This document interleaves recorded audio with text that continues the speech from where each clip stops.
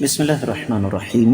معزز خواتین حضرات، السلام علیکم ورحمۃ اللہ وبرکاتہ۔ سورۃ المؤمنون کا مختصر تعارف، اس کا دوسرا حصہ آج آپ کی خدمت میں پیش کر رہا ہوں۔ معزز خواتین حضرات، اہل علم نے اس سورہ مبارکہ کا بڑی باریک بینی سے جائزہ لیا اور جائزہ لینے کے بعد یہ بتایا کہ ابتدائی 30 آیات کے بعد اللہ رب العزت نے داستانوں کی طرف اشارہ کیا۔ ان میں سیدنا نوح، سیدنا ہود، سیدنا موسیٰ، سیدہ مریم اور سیدنا عیسیٰ علیہ السلام کی داستانیں شامل ہیں، اور ان تمام میں قدر مشترک یہ تھی کہ رب کائنات نے ان سب کو حلال اور پاکیزہ چیزیں کھانے کا حکم دیا، نیک اعمال پر مداومت یعنی ہمیشگی کا حکم دیا، اور ساتھ یہ بھی سمجھا دیا کہ تمام کے تمام انبیاء کی دعوت بنیادی طور پر ایک تھی۔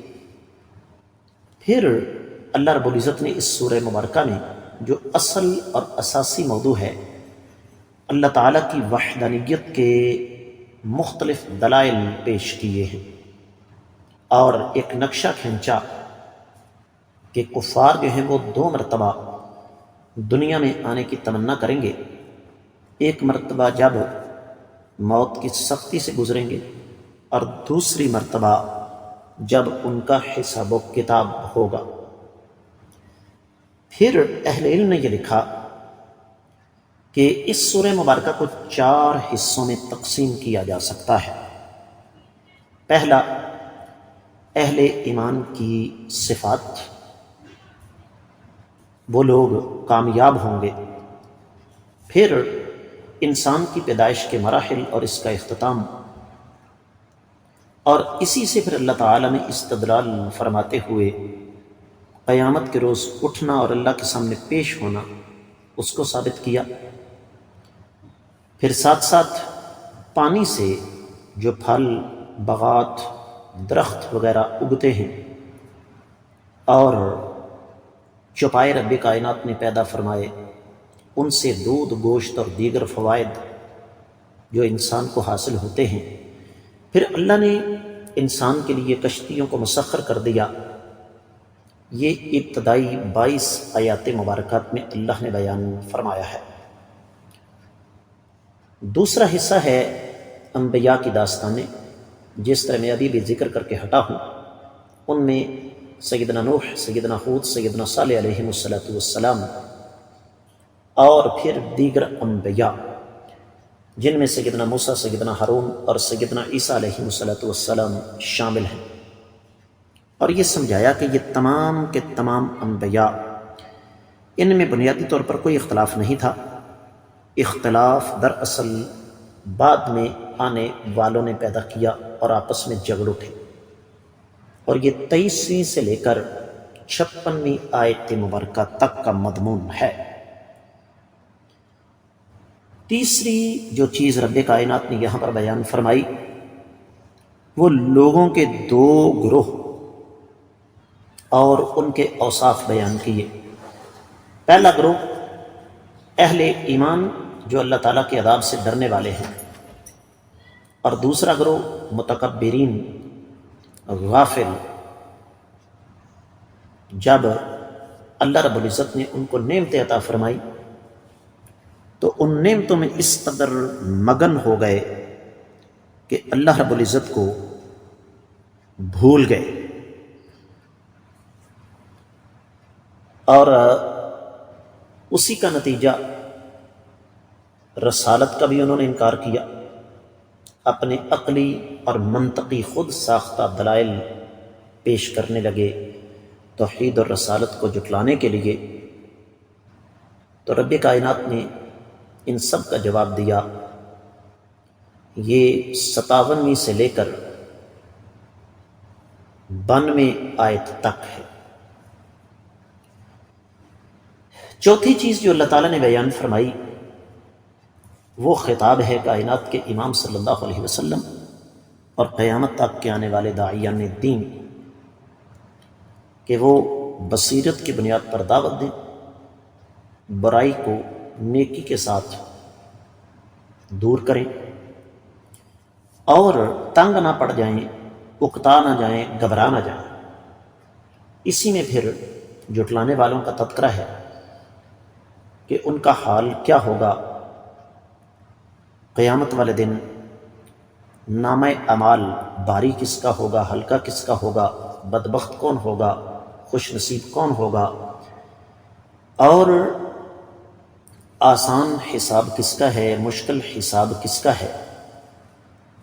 اور اس میں اللہ تعالیٰ نے ایمان والوں کی 10 خوبیاں بیان کی، 6 ابتدا میں اور 4 درمیان میں، 57ویں آیت مبارکہ سے لے کر 61ویں آیت مبارکہ تک۔ پھر اسی سورہ مبارکہ میں اللہ تعالیٰ اپنی توحید پر 11 دلائل ہمارے سامنے رکھے ہیں، 12ویں آیت مبارکہ سے لے کر 22ویں آیت مبارکہ تک اور 78ویں آیت مبارکہ سے لے کر 89ویں آیت مبارکہ تک۔ اب ذرا بات کا رخ تبدیل کرتے ہیں کہ کیا اس سورہ مبارکہ میں ناسخ اور منسوخ ہے؟ امام ابن حزم رحمہ اللہ فرماتے ہیں کہ اس میں 2 آیتیں منسوخ ہیں۔ ایک فَذَرْهُمْ فِي غَمْرَتِهِمْ حَتَّىٰ حِينٍ، آپ ان کو چھوڑ دیں اپنی سرکشی میں، یہ اندھے ہیں، ایک مخصوص وقت تک ان کو چھوڑ دیں۔ یہ جہاد و قتال کی آیت کے ساتھ منسوخ ہے۔ اور دوسری آیت مبارکہ 97 میں ادفع باللتی ہی احسن السیئہ، یہ آیت قتال کی آیت سے منسوخ ہے۔ پھر تفسیر المراغی میں ایک مناسبت ذکر کی گئی ہے اس سورہ مبارکہ کی سابقہ سورہ مبارکہ یعنی الحج کے ساتھ، کہ پچھلی سورہ مبارکہ ایمان والوں کے ساتھ اللہ مخاطب ہیں، وہاں پر اس سورہ مبارکہ کا اختتام ہوا، اللہ نے نماز قائم کرنے، زکوٰۃ ادا کرنے، نیکیاں کرنے کا حکم دیا تاکہ وہ کامیاب ہو جائیں۔ اور اس سورہ مبارکہ کا آغاز ان الفاظ سے ہوا کہ حقیقی معنوں میں کامیابی حاصل کرنے والا گروہ وہ کون سا ہے۔ اور پھر ان دونوں سورہ مبارکہ میں ایک بے مثال ہمیں توازن اور تناسق نظر آتا ہے جو کہ انسانی عقل کو ورطہ حیرت میں مبتلا کرنے کے لیے کافی ہے۔ یہ ایک مناسبت ہے۔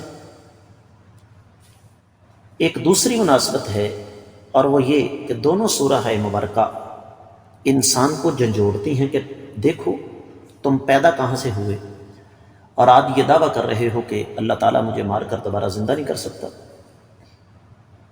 تیسری مناسبت یہ ہے کہ دونوں سورہ مبارکہ میں انبیاء علیہ السلام اور ماضی کی امتوں کی داستانیں بیان ہوئی ہیں عبرت اور نصیحت کے لیے۔ اور چوتھی مناسبت یہ ہے کہ دونوں سورہ مبارکہ کا بنیادی موضوع اللہ تعالیٰ کی توحید اور اللہ تعالیٰ کی وحدانیت ہے۔ تو معزز خواتین و حضرات،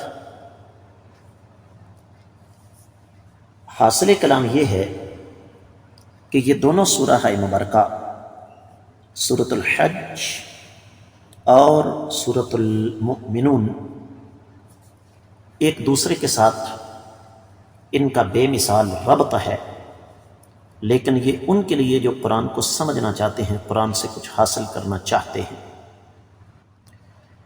میں امید کرتا ہوں کہ آپ لوگ پوری دل جمی، پوری توجہ، پورے ذوق اور شوق کے ساتھ اس سورہ مبارکہ کی تفسیر بھی سماعت فرمائیں گے۔ میری اللہ تعالیٰ سے دعا ہے کہ اللہ رب العزت قرآن کو ہماری آنکھوں کا نور اور دلوں کا سرور بنائے، اس پر عمل کرنے کی توفیق عطا فرمائے۔ اس کے ساتھ ہی اجازت چاہوں گا۔ السلام علیکم ورحمۃ اللہ وبرکاتہ۔